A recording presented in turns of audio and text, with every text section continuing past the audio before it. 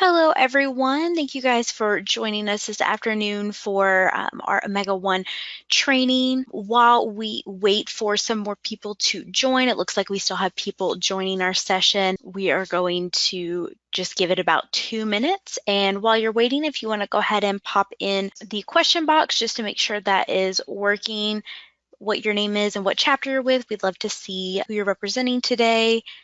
And we will start in about 2 minutes. Okay, it looks like we have most everybody with us today, so we're going to go ahead and get started. If you have just joined, if you guys would like to pop your name and what chapter you're with in the question box just to make sure that is working, you can go ahead and do so. We'd love to see who you're representing today. With that being said, we will go ahead and get started with our webinar. So my name is Sarah Beth Russell. I'm going to be your presenter today, and then Hannah is going to be my co-host. She'll be in the questions, answering any questions you may have as we go. Actually, Hannah is going to give us a little background information on OmegaFi, about the company, and just a little more about us. So I'll go ahead and pass it over to her before we go over the agenda. Yeah, thank you, Sarah Beth. So like she said, my name's Hannah Gunderson, and then just a little bit about OmegaFi. For more than 30 years, OmegaFi has provided technology solutions to help customers manage their finances, streamline their operations, recruit new members, and communicate with their members.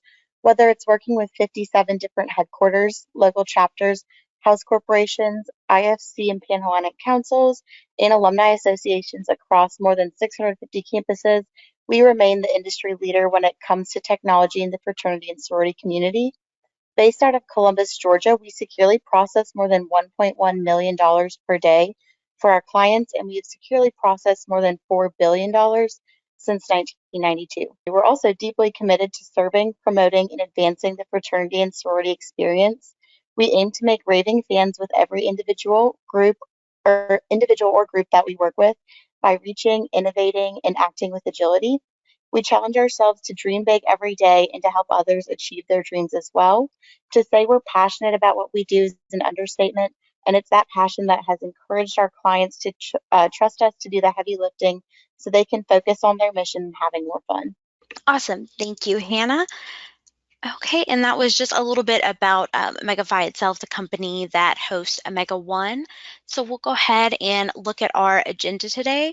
So we're going to be going over a few things, mainly surrounding getting ready for back to school with fall about to get started.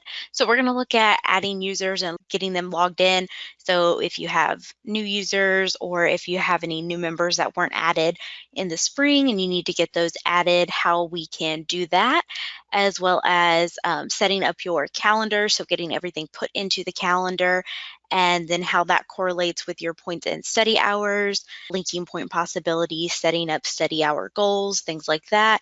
And then we're going to look at our email and text communication, so to keep your users informed, as well as our OmegaOne chat, just different ways you can communicate with your members. And at the end, we will have a Q&A. So looking at this right here, this is the email that your users will get to log into their account. If they already have an OmegaFi account or an Omega Recruit account with that same email, then when they hit create their account, it will take them to the login page and they can log in with that same information they use for any other login they have within OmegaFi. If they do not have an account already, though, then when they hit that create your account, it will prompt them to fill out the information in order for their account to be made and get logged into your chapter. We will go ahead and jump over to OmegaOne. When you guys first log in, all your members are going to be brought to the wall.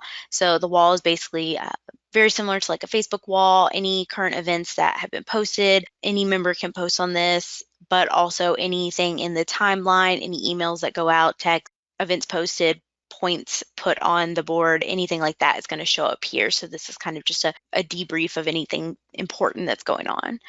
But we'll go ahead and under the little wrench and screwdriver icon here, if you're an admin, you will have this icon, or if you're an officer, depending, you'll just see more items under this. If you're a full admin rather than an officer, is going to have less that they can do under this menu. But for the sake of this, admins can manage users. So we're going to go ahead and go over to the manage user portion and look at how to add a user. So depending on your chapter, if your national organization has an integration, you may not be able to see this add user. If so, then when you add users to your organization's database, it will pull into OmegaOne. But if you do not have that and you are able to see this add user button, you can click on that and add users individually with just their first, last name, and their email, and then give them their member type and access level. Again, we have normal, officer, and admin. And then you have your new members, members, and alumni. And if you have multiple members that you're using, so let's say a new member class from last semester that you guys have not added and wanted to wait till fall, you can do that by adding multiple users. And here it's going to give you a few instructions on how you need to format your Excel spreadsheet to upload that for an easier upload of those users rather than one by one. And there's even a template you can download to get that started. So that is how you would upload your users. Now, with moving into the fall semester, if there has been any changes in access level or member type, you can also change that here. So if any members have gone from new member to member, you can use the drop down by their name to update that.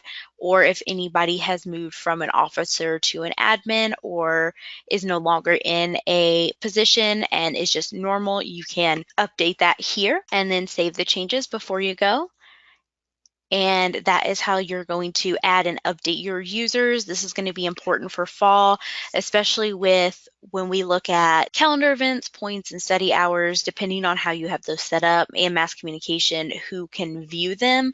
You want to make sure you have updated your members correctly. If a lot of your mass communication, new members can't see that, then you want to make sure that new members who are now members are updated correctly so that they can keep in the know with everything that's going on.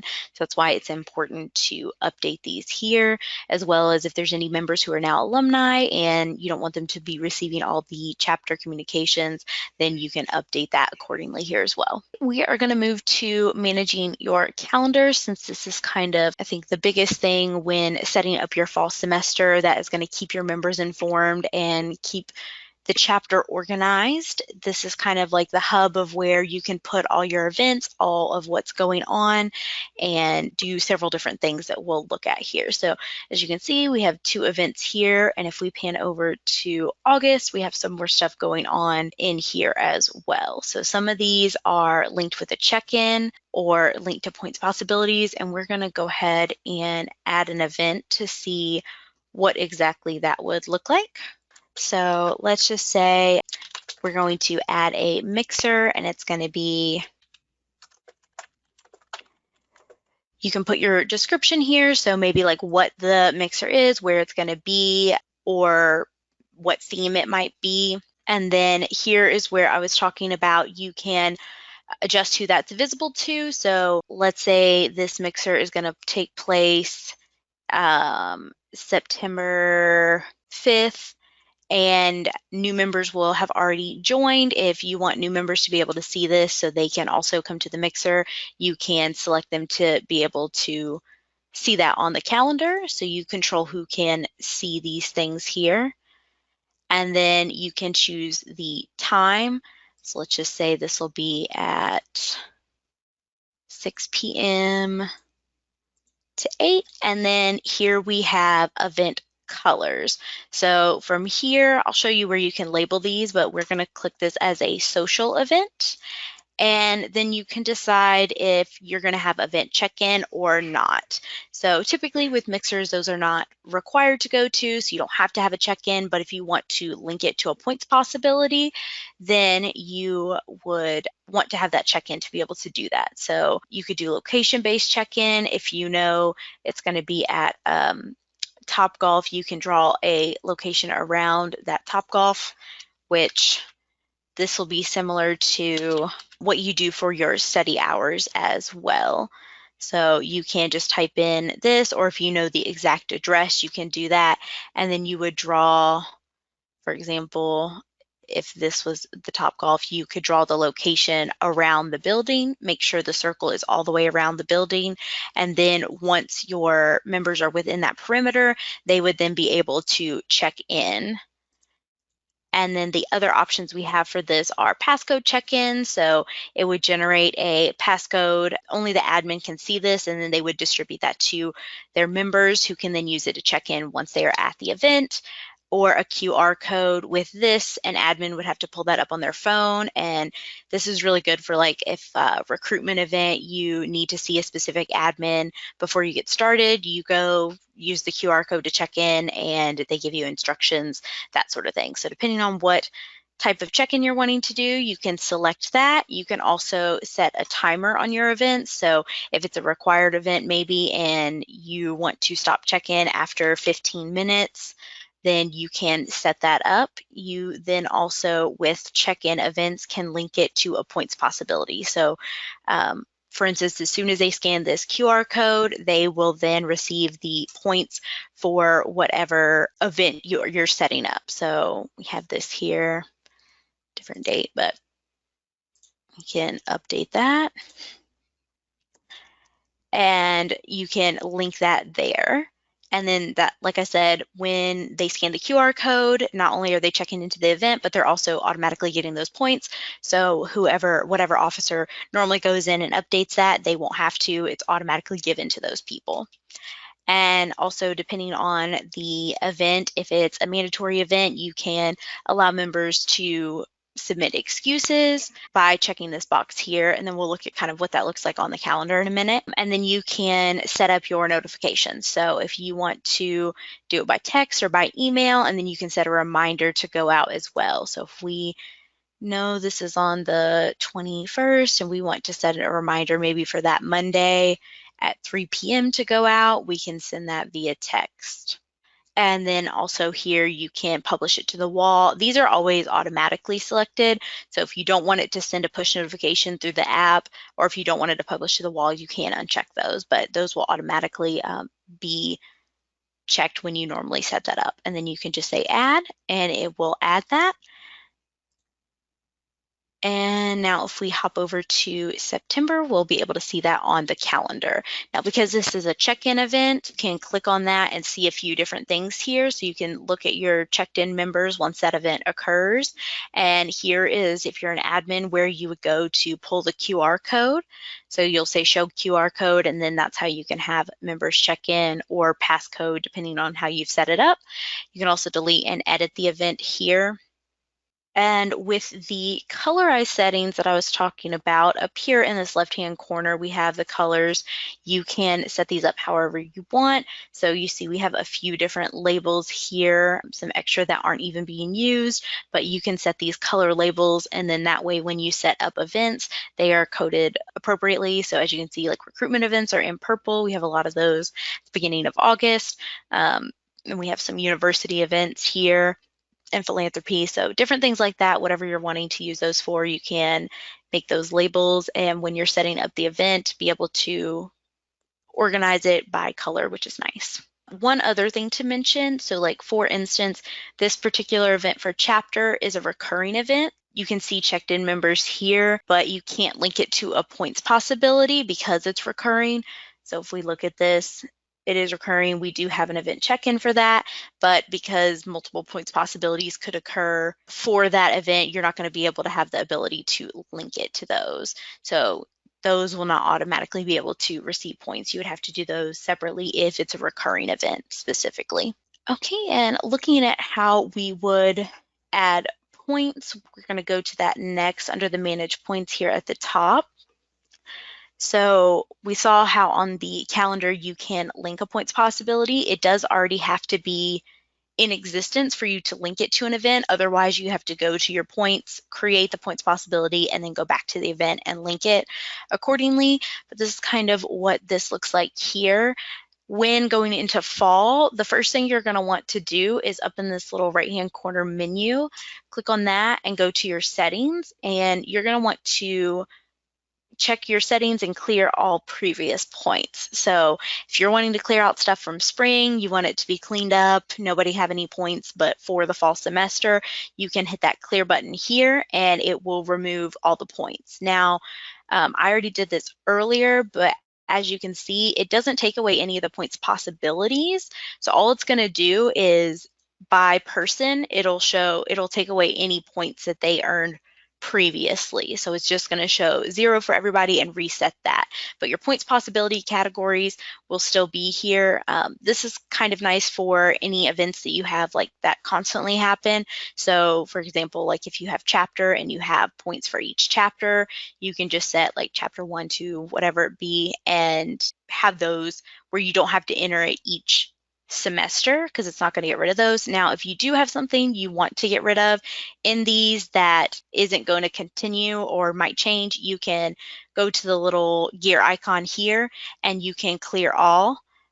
Or you can, well, here, we'll go ahead and clear all. That just clears the points for the section. If you want to delete the points possibilities, you'll hit this gear icon and then you can delete that possibility and it will permanently remove that, so you can move it out of there. That's how you would clean this up if something that was previously on the points is not going to be on there anymore. Or with some of these, you can just go in and change the date. So if you maybe had a mixer previously with K and it's just going to be a different date for the fall, you can go in and edit that accordingly.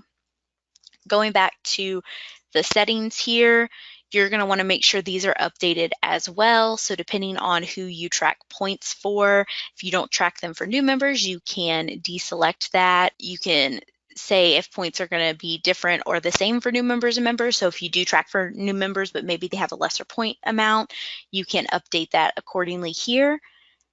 And then you can either have it automatically tally your points via what you put in the system, so by OmegaOne, or a number set by the chapter. So if you know by the end of the semester everybody has to have like X number of points, you can set that here and tally it by that percentage rather than automatically by OmegaOne.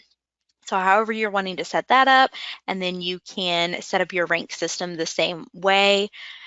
This is one thing you're definitely going to want to make sure that you update. So here, allowing members to appeal points after, you don't have to set this up, but let's say semester ends like December 5th or something, then maybe points need to all be submitted by the 9th or however it may be, and then you can set the time as well. And then you can also set who receives notifications when members appeal their points. So if you have a new admin who is now in this role to review points and assign those out, then you can choose who is going to be the admin that's notified. And then same with the new members, you can set up these same parameters, but you'll want to do that and then hit update settings to make sure that everything is good to go and ready for the semester. Then when you're setting up your points, let's say after you've cleared them, you still need some new points possibilities, you can come in here and add a category. So that is going to be these little blue portions here, the overarching category. So you can add a category if you need, or you can just add a points possibility, which is going to look like this, where you would put in the points possibility is, and then what the description of that is, what the score is you're going to be able to get. So if it's 10 is the max score, then you would put that in, and you can either make this a bonus opportunity or hide the points. So if it's like a bonus amount of points, doesn't, like if you have like mandatory points you have to get, and then this is just a bonus, you can select that, and then you can choose how the scoring is going to occur. So if it's you went to the event, you got the points, or you didn't go and you don't have them, you can set it that way, or you can do partial amounts. So you were only able to come to half of the workshop that was held by the chapter or whatever it may be, then you can do it by different amounts of points and they can get partial for whatever time they spent. And then you can put it under whichever category it needs to go under. You can set a cutoff date for appeals for this specific points possibility. So if that is like a recruitment workshop that's taking place in summer and you want the appeals to be done before the start of the school year, you can set that date appropriately. And again, here is where you can show who that's visible to. So if only your members need to be able to see that, not new members, whatever it may be, you can select that and then just add the points possibility once you have all the information in. Also under this menu here, you can manage your appeals. So your members can appeal for the points when they get those. So if it's not automatically linked to an event where they can check in, they can just appeal for those points and you will see any appeals here and then any resolved appeals you'll see on this side of things. So it'll just show like what the points possibility was, what member appealed, and if it's a partial, how many points they appealed for, etc. You can also export your points here. So if at any point you need to export everything to look at the data, you can do that. You can print this page as well. And then moving on to look at your study hours. This is another important part of setting things up for back to school. So we see this menu icon again up in the top right hand corner, just like the points. So same as the points, we're going to go to settings first. And if there are study hours from previous semesters, you want to clear them out accordingly, you can do that. And it will clear all the study hours for members. And then you can update your settings here. So whose hours you're tracking. If new members do track, you can select that. You can select your start day of the week. This is great for like if you have chapter on a specific day and you review points every week, then your start date could be the day after chapter. You can just kind of control what day is going to start the week off. So you can see like weekly breakdowns. And then you can also block off hours for all locations. So this would kind of be like if your chapter is on Sunday at 7, then nobody should be studying or running study hours at that time. So you can block off study hours for that particular time. And then when you are done with that, you can just hit save, and then the study hours are ready to go for people to get those. Now, if you're a newer chapter and you haven't set up any locations, you'll need to go ahead and do that as well. So you can add your study locations under this menu icon. You can also look at study locations. So if you already have them set up, you can look at them here. So all the locations we have set up are in this list, and we also have the map view as well. So if we want to look at the list view, if you need to update any of your study locations, you can do so with this little pencil icon, redraw any markers, block off any time frames if you need to, whatever it may be. And then you can look here, like click on the little person and see study hours that were completed there. And then you can also delete the location here. But if we're looking to add a new one, we can click right here. Let's say we are going to add a coffee shop here, and we're going to call this Midtown, and then we will go ahead and add that marker. So we've already zoomed in. We can see this is here. You kind of want to start in the middle of the building because once you click on it, you then pull to expand that, and you just want to make sure that the entire building is in there. With study hours, how you draw the marker is going to affect how members are able to track that. So I know sometimes with geolocation tracking on phones, the bigger the range you set here, the better it's going to be able to pick it up, because sometimes it may be a little funky with showing where they are and where the location is. So if you make it big enough, then once they enter into that area, then they can start tracking their study hours. So we'll go ahead and save this. And we can see that now in our list here. With study hours for your members, if you have members maybe who are struggling academically and you need to set specific goals for them, you can do that per member. So if you click on the member here, you can look at hours and then you can set their study goal hours per week. So if they have a certain goal, you can save that accordingly. And you can also use this here to add study hours for specific members. So if somebody's like, hey, I wasn't able to track my study hours because I was at my house or whatever it may be, you can add them in here and then add however many study hours they did, select the hours and then add it, and it'll show it here, and it'll show that it was manually added. And then you can close out of that. You can also, members can appeal for study hours. So instead of just coming to you and saying, like, hey, I need study hours for this, they can submit appeals here. So just similar to the points, you'll have any appeals that come in, you'll see that here to be able to approve or deny it, and then any resolved appeals you'll see here. So we have a few from previously, and then whenever you approve or deny any of those appeals, it'll send an email to that member telling them if they were approved or denied. Moving on to also look at manage excuses. This ties in with your calendar.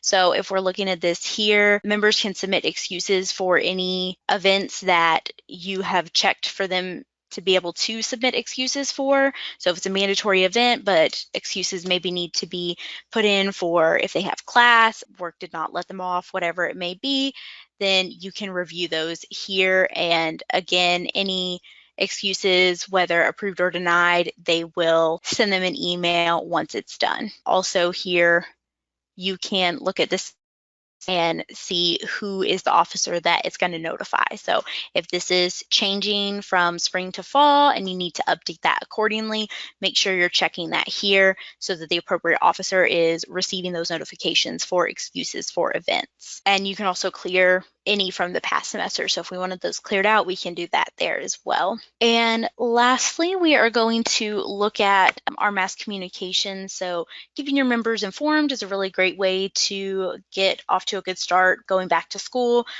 So any events that you're putting out there, anything you have upcoming, any important information they need to know through mass communications, you can really help them out with that. So first we'll look at managing groups. For this specifically, you can set up groups according to whatever you need them for. So like we have an officer election committee, we can add a messaging group for like recruitment committee, anything like that. And when you go, so normally when you go to add the group, I'm not sure why it's lagging here, but when you go to add the group, you can pick who is going to be put into the group or not. So you can handpick members that are into the group, or you can also choose if it is by choice. So like if it's a specific committee and people can choose to join it, then members themselves can go in and select to be in that messaging group to receive updates. This is important to go over if any of your messaging groups are changing, anything like that, updating this. So that way when you send out communications, if you do send out any by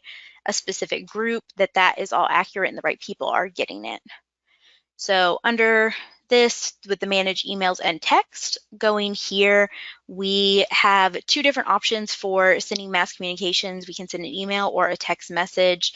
You can also look at any previously sent items and any queued messages. So for emails, you can choose to send it later. And if at any point you need to review that, you can look at the queued message. But here, if we're looking at emails, you can select what group it needs to go to. So if it's just something going to the members, you can type whatever you need. You're going to have more characters for the email than you will for text. You have your subject line. You can add attachments as well. So any files that maybe need to be uploaded, for example, like if you are sending out an email about bid day attire and you have a file that goes over that, you can attach that file accordingly and choose any folder that it needs to go into. So if we want it to go in the recruitment folder, and then you can choose to send it now or later and put the body of your text in there and then hit send. So if you send it now, it'll go now, and then if you do queue later, you just pick what date and time you are wanting it to go out. If it's something shorter, like maybe a meeting location change, and you just need to send a quick text, you're going to have 140 characters that you can send a text in, but you can still select what groups this is going to and send that text message. Another way that you can stay in touch with your members is the OmegaOne chat here. So looking at the chat, you can search any users that you're needing to add to a group. So if we choose Hannah here, we can then go to the little people and add anyone else that needs adding, make your group, and send out any messages throughout the chat as well. So a few different ways you can keep in contact with your members, but that is pretty much it for the mass communication. Going back to the PowerPoint to kind of recap, setting up your OmegaOne before the school year starts is going to be your best option for success. So make sure your users are able to all get logged in successfully, set up everything beforehand so when your members are looking throughout the system, they can stay informed and have the most up-to-date information. And then make sure you are training and going over any webinars or in-app help if you have any questions about some of those different tabs and what all they do. And I'm going to go ahead and put up our support email. So if you do have any questions regarding anything within the system, something seems to not be working correctly, whatever it may be, you can email software support at omegafy.com. And we also have, you can go to the help section here. So right here at the top, this red little button, Get Help. This is going to take you to our Help Center where you can type any questions you may have and it will pull up articles for you to review. So if you do have any questions that aren't answered by this though, you can email that email that was on the screen or you can submit a request directly through the Help Center. Do so accordingly, put in your email, subject line, and as much information as possible. If you have screenshots, you can attach those, especially if something seems to be going wrong. Make sure you're putting as much information as possible so our support team is able to get back to you and help you as quickly as possible with the information you're giving them. And Hannah, I know you have been in the question section. Do we have any questions that have come in during the webinar? As of now, we don't know. I think you covered everything. Okay, sounds good. Again, we have the support email up here. So if you want to take a screenshot of that, copy it down, whatever you may need during the semester, you can send an email there or look in the Help Center. And we thank you so much for joining us today for our webinar. We hope you guys have a wonderful rest of your week.